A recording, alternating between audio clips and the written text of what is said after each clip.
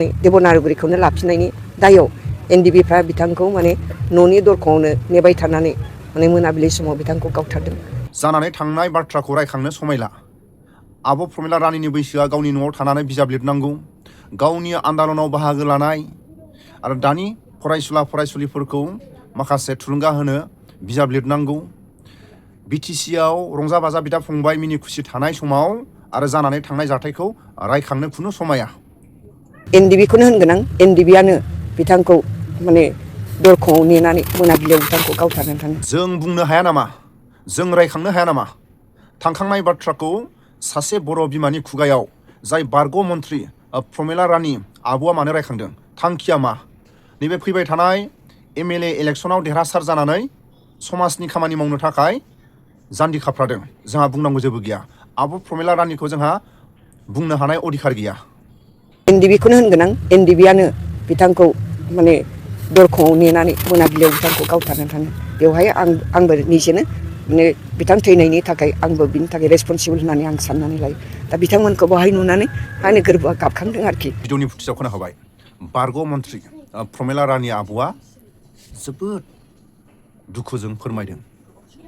जोंहा दुखुजों गाबनाय, दुखुजों फोरमायनाय जा बुंनो हानाय अधिकार गैया। नाथाय थांखांनाय बाथ्राखौ रायखांनाया जोंनि बर' समाजाव खुनु रायखांथावना नङा। जानानै थांनाय जाथायखौ रायखांनायनि उद्देश्यआ मा? थांखांनाय बाथ्रानि रायखांनायनि उद्देश्यआ मा? गावनि पार्टिनि गेदेरमा गावनि पार्टिनाव सोंदोंना सोङाखै? आङो ससियेल मिडियायाव एक्स एनडिबिफोरखौ आङो बुंगोन आमोखा आमोखाखौ गावनायखौ। एक्स एनडिबिफ्रा बर' बिमानि थैजों जोनोम जायाखै नामा? एक्स एनडिबिफ्रा बर' नङा नामा?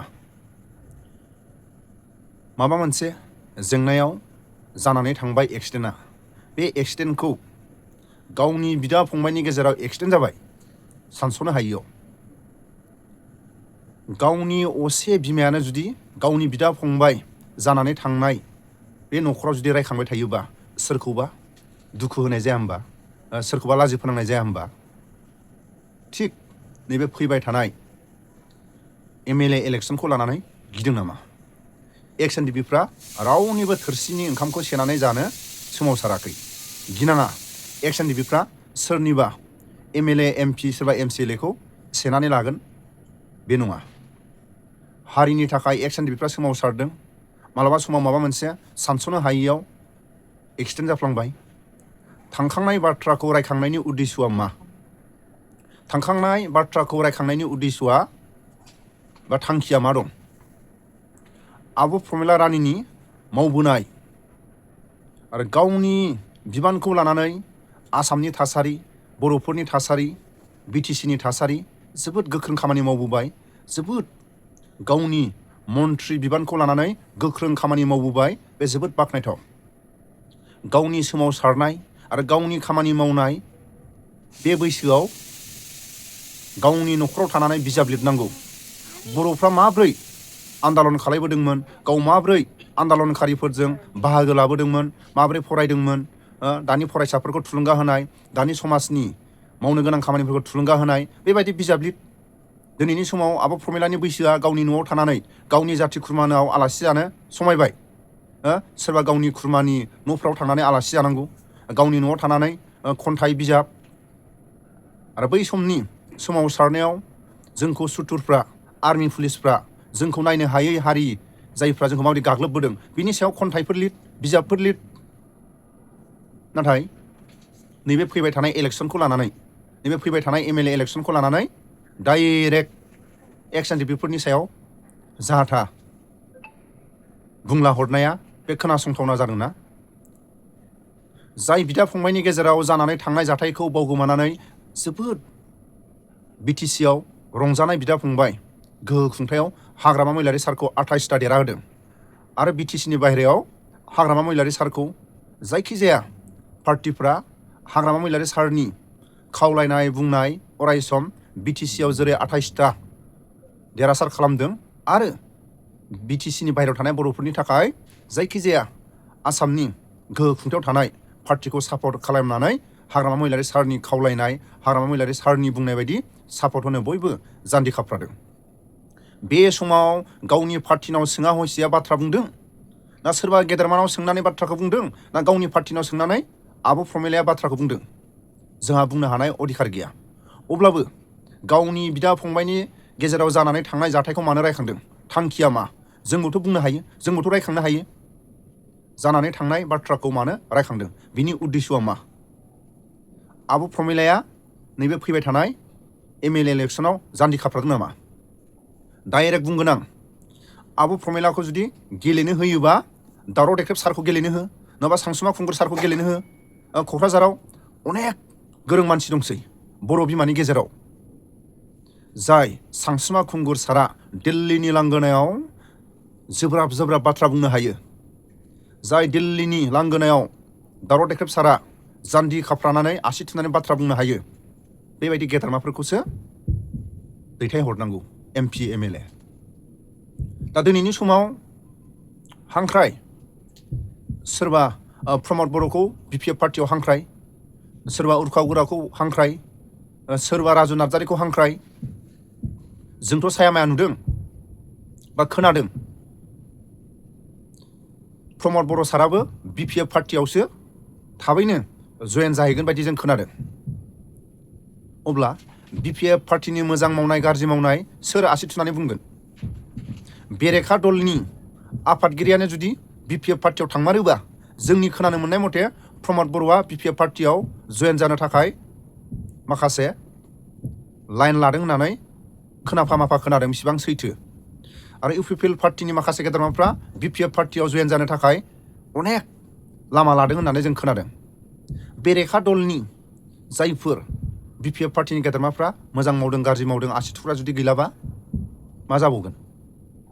जेब्ला प्रमद बर'नि गोहो खुंथायाव BPF पार्टिनि माखासे गेदेरमाफ्रा आसि थुयै थुयै बाथ्रा बुंदोंमोन, बेबायदिसो जानांगौ, बेबायदि धैर्य थानांगौ। बे 6 मास जायैनि सिगांनो धैर्य गैला UPPLनि माखासे गेदेरमाफ्रा, 3 मास 2 मासनि गेजेरावनो धैर्य गैला नामा? जेरै BPF पार्टिया 5 बोसोर धैर्य हमनानै प्रमद बर'खौ आसि थुयै थुयै, UPPL पार्टिखौ आसि थुयै थुयै बेबायदि धैर्य थानानै 28टा हाग्रामा महिलारि सारनि खावलायनायाव देरहासार जादों। बिनि थाखायनो आं खावलायगोन जाहाथे गोख्रों बेरेखा दला गोख्रों जानानै था आरो EX NDFB गिनाङा। रावनिबो थोरसिनि ओंखामखौ सेनानै जाया, रावनिबो बिबानखौ सेनानै लानो थाखाय EX NDFB सोमावसाराखै। गिदों नामा? आब' प्रमिला रानिया गिदों नामा? गिनाङा। बर'लेण्डनि थाखाय आन्दलन खालामदों। बे आन्दलन खालामनायाव गोबां जोहोलावफ्रा थैनानै थांनांदों।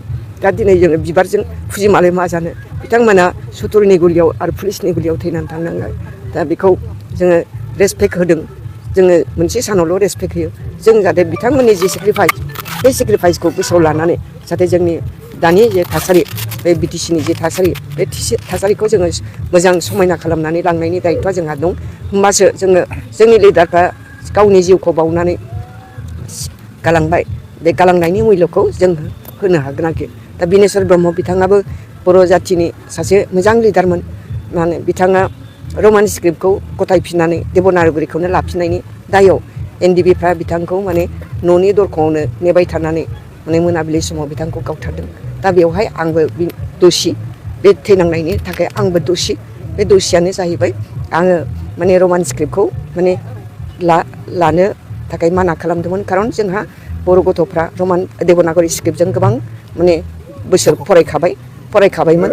दा बे जोंनि जेनेरेसनखौ बानायनांगौबा बिमा बिफानिबो कन्ट्रिबिउसन थानांगौ, बिमा बिफाफ्रा गाइड खालामनांगौ। बे बिमा बिफाफ्रा बे रमान स्क्रिप्टजों माबोरै गावनि गथ'खौ माने आवगायहोनो हागोन बेखौ सिन्था खालामनानै आङो जोंनि माने उर्खाव गोरा ब्रह्म, बियो जेला प्रेसिडेन्ट जादोंमोन होमबा आं बेजों रायलायदोंमोन। रायलायनायाव बेबो मानिदों, आंनि जे सिन्था खालामनाय बेखौ मानिदों। आरो गासैबो बर' स्टुडेन्ट इउनियन बै समनि एबसुआ बेखौ सिन्था खालामनानै मानिनानै लादों।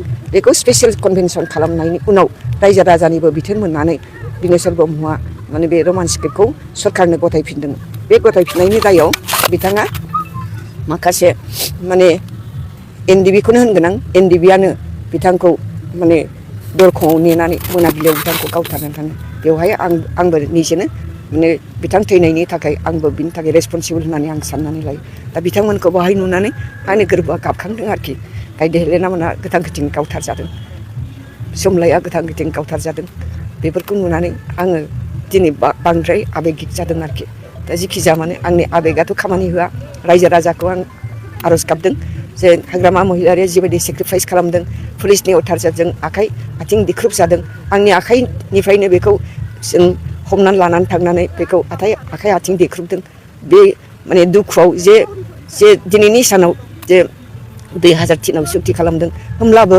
आंबो सुक्तियाव दंफायोमोन बिनि मोखांखौ नुनाय लोगो लोगो आंबो बिराद मोदै र' र' गाबदों माने आं एलके आडबानि बिथाङाबो नायहरबाय थाबाय जोंनि तरुन गगै सार बेबो नायहरबाय थाबाय थेवबाबो लाजिनायखौहाय आं मोदैखौ हमथानो नागिरबाबो हमथानो हायाखै दा हाग्रामा महिलारिया थांनानै दङ बेयो माने पुलिसनि गुलियावबो थैयाखिसै सुथुरनि आखायावबो बियो गोग्लैयाखिसै बे हिसाबै बेखौल' जों सासे बासायनानै लाखिनो हाबाय गाव बासिनो हाबाय दा बासिनो हानानै दिनै बे जायफ्रानोखि सेक्रिफाइस खालामदों सेक्रिफाइस खालामनाय बिर जोहोलावफोरखौ दिनै मान होदों बेयो जोंनि थाखाय बिराद माने थुलुंगा होथावथाव थुलुंगा मोनथावथाव खामानि बिथाङा दिनैनि सानाव बिनेश्वर ब्रह्मनि थाखाय मोनसे बेबायदिनो मेम'रियेल टम्ब बानायनो थाखाय बिथाङा डिक्लेयार होगोन आरो आंबो बिथां थैनायनि थाखाय आं दसि होननानै साननानैनो आं गावनो गोसोखांहोदों आरो दिनैनि सानाव मेम'रियेल टम्ब बानायनो थाखाय पार्क बानायनो थाखाय बिथाङा दिनै डिक्लेयार होगोन होननानै आंनि सिगाङाव फोरमायनानै दोनदों